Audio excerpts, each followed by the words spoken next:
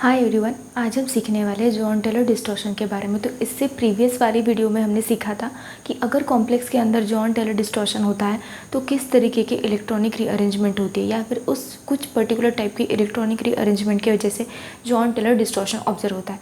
तो आज की वाली वीडियो में हम ये सीखेंगे कि अगर जॉन टेलर डिस्टॉर्शन ऑब्जर्व होता है ऑक्टाहेड्रल कॉम्प्लेक्स में, बेसिकली अगर मैं बात करूँ टेट्रागोनल कॉम्प्लेक्सेस की, तो डिस्टॉर्टेड ऑक्टाहेड्रल ज्योमेट्री को ही हम टेट्रागोनल कॉम्प्लेक्सेस कहते हैं। तो टेट्रागोनल कॉम्प्लेक्सेस में भी दो तरीके की रीअरेंजमेंट पॉसिबल होती है, एक होती है जेड इन और एक होता है जेड आउट।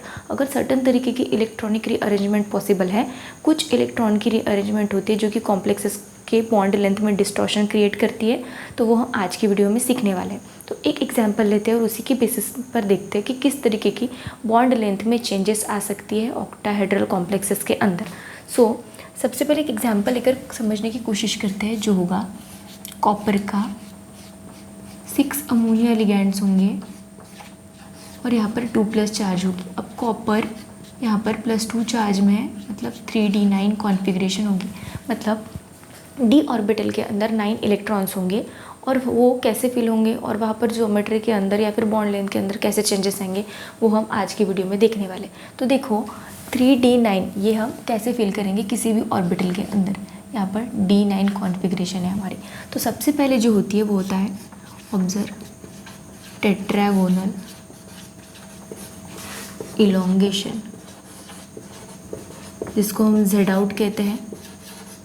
जहाँ पर ऑक्टाहेड्रल ज्योमेट्री की मैं बात करूँ, टेट्रागोनल मतलब वही होती है डिस्टॉर्टेड ऑक्टाहेड्रल स्ट्रक्चर। तो अगर हम जेड आउट की बात करें तो इस तरह से यहाँ पर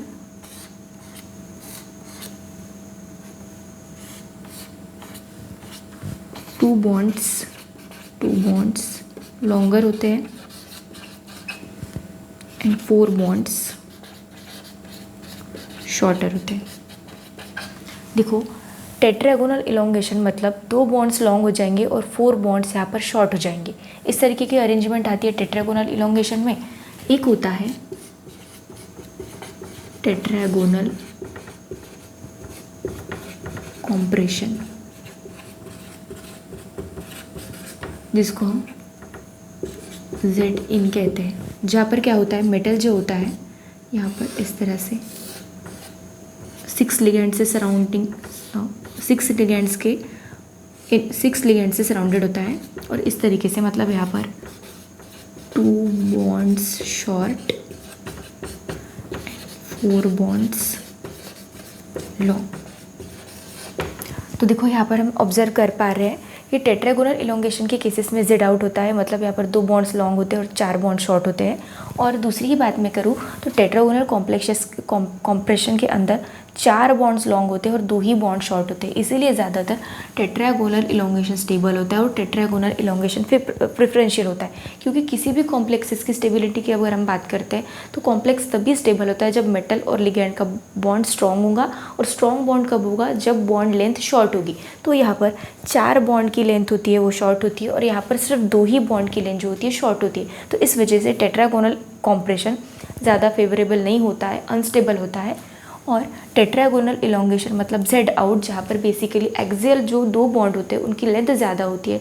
तो इस वजह से टेट्रागोनल इलोंगेशन ज़्यादा, जेड आउट ज़्यादा प्रेफरेंशियल होता है, जहाँ पर जॉन टेलर डिस्टॉर्शन होता है। अब हमने एग्जाम्पल कंसिडर किया था यहाँ पर 3d9 सिस्टम का कॉपर का कॉम्प्लेक्स लेकर। तो यहाँ पर हम टेट्रागोनल इलोंगेशन के केसेस में कैसे इलेक्ट्रॉन्स फील होते हैं और कौन सी ऑर्बिटल किस एनर्जी लेवल पर होते हैं वो हम डिस्कस करने वाले हैं। तो बेसिकली अगर हम टेट्रागोनल इलोंगेशन को सबसे पहले कंसिडर करते हैं, यहाँ पर सबसे पहले तो हम टेट्रागोनल इलोंगेशन को अगर यहाँ पर कंसिडर करते हैं तो डी ऑर्बिटल में T2g ऑर्बिटल लोअर एनर्जी पर होता है और EG ऑर्बिटल हाइयर एनर्जी पर होता है। तो EG में dx² - y² और dz² इस तरीके के 2 ऑर्बिटल्स इन्वॉल्व होते हैं। ऊपर यहाँ पर x वाले dx² - y² और नीचे यहाँ पर इस तरह से dz²। ऊपर में x वाला ऑर्बिटल है तो यहाँ पर भी इस तरह से dxy और नीचे dxz और यहाँ पर YZ। तो देखो इस तरीके के इलेक्ट्रॉनिक रीअरेंजमेंट या फिर ऑर्बिटल की स्प्लिटिंग डायग्राम यहाँ पर तैयार हो गई है, जो कि होगी जॉन टेलर टेट्रागोनल इलोंगेशन, जिसको Z आउट भी हम कहेंगे। तो dx² - y² ऊपर में रहेगा, z² नीचे में रहेगा, और x² - y² x ऑर्बिटल है, इसीलिए यहाँ पर x वाला ऊपर रहेगा और रिमेनिंग 2 z वाले नीचे रहेंगे। अब D9 कॉन्फ़िगरेशन हमें देखना है, जो कि हमने एक कॉम्प्लेक्स का एग्जाम्पल कंसिडर करके रखा था, और 9 इलेक्ट्रॉन्स यहाँ पर फिल करने। तो हंस रूल को फॉलो करके फिल करेंगे, 6 7 8 9। तो dz² ऑर्बिटल में dz² ऑर्बिटल में लास्ट इलेक्ट्रॉन आएगा, और होमो हाईएस्ट ऑक्यूपाइड मोलिकुलर ऑर्बिटल हो जाएगा dx² - y²। किसमें ये सभी अरेंजमेंट पॉसिबल होगी टेट्रागोनल इलोंगेशन में, जिसकी हम बात कर रहे हैं। तो dx² - y² हमारा होमो हो जाएगा।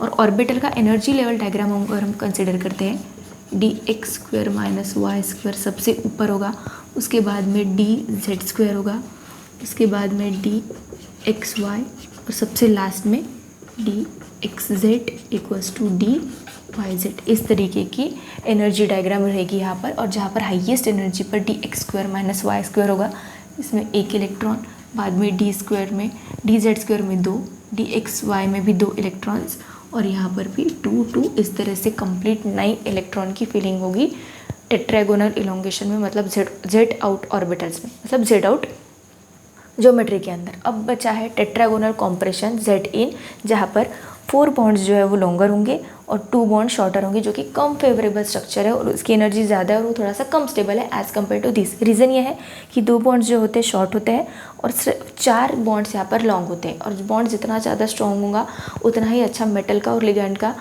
इंटरेक्शन होगा, और उतना ही ज़्यादा वो कॉम्प्लेक्स या फिर वो कोऑर्डिनेशन कंपाउंड ज़्यादा स्टेबल होगा। तो अभी यहाँ पर पॉसिबल ओरिएंटेशन या फिर यहाँ पर पॉसिबल अरेंजमेंट देखते हैं कि ऑर्बिटल कितने एनर्जी लेवल पर यहाँ पर ब्रेक होता है और कैसे हम इलेक्ट्रॉन्स की फीलिंग देख सकते हैं, जिस तरह से हमने यहाँ पर अभी देखी थी। तो अभी हम बात करेंगे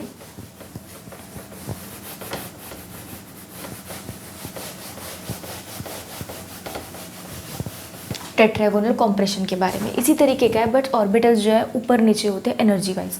तो अभी हमने यहाँ पर देखा था ऑक्टाहेड्रल कॉम्प्लेक्सेस में T2G ऑर्बिटल नीचे होता है और EG ऑर्बिटल ऊपर होता है।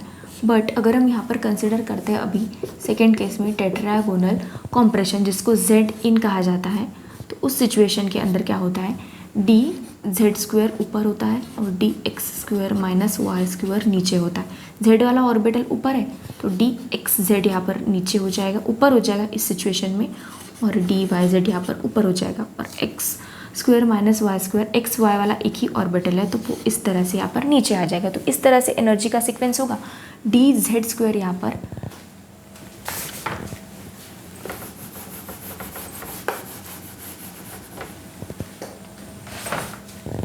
dz² ऑर्बिटल सबसे ऊपर होगा। एनर्जी अगर सीक्वेंस हम देखेंगे तो dx² - y² उससे नीचे, उससे कम एनर्जी में, उसके बाद 2 ऑर्बिटल z वाले dxz = dyz, ये दोनों नीचे होंगे, और सबसे लोअर एनर्जी पर रहेगा dxy ऑर्बिटल। इलेक्ट्रॉन की फीलिंग्स करनी है यहाँ पर हमें, मतलब इलेक्ट्रॉन्स को फील कर देना है बेसिकली। तो D9 में 1 2 3 4 5 6 7 8 9, जो लास्ट इलेक्ट्रॉन रहेगा, लास्ट इलेक्ट्रॉन वो हो जाएगा dx² - y² में, और होमो जो है, होमो यहाँ पर dz² जो है वो होमो है और सबसे हाईएस्ट एनर्जी पर है। यहाँ पर फिल कर देते हैं dz² के अंदर एक इलेक्ट्रॉन, 2 2 2 और यहाँ पर 2, इस तरह से कंप्लीट 9 इलेक्ट्रॉन्स हमने यहाँ पर फिल कर दिए। तो this was complete explanation about tetragonal elongation and tetragonal compression. Tetragonal compression में क्या होता है, 4 बॉन्ड्स लॉन्ग होते हैं, इसलिए वो कम फेवरेबल होता है, और टेट्रागोनल इलोंगेशन इसलिए ज़्यादा फेवरेबल होता है क्योंकि वहाँ पर 2 बॉन्ड लॉन्ग होते हैं और 4 बॉन्ड स्ट्रॉन्ग होते हैं। ज़्यादा स्टेबल स्ट्रक्चर, ज़्यादा स्टेबल अरेंजमेंट पॉसिबल होती है टेट्रागोनल, ज़्यादा स्टेबल अरेंजमेंट पॉसिबल होती है टेट्रागोनल इलोंगेशन के अंदर। आई होप आपको वीडियो अच्छी लगी होगी। Thank you so much for watching.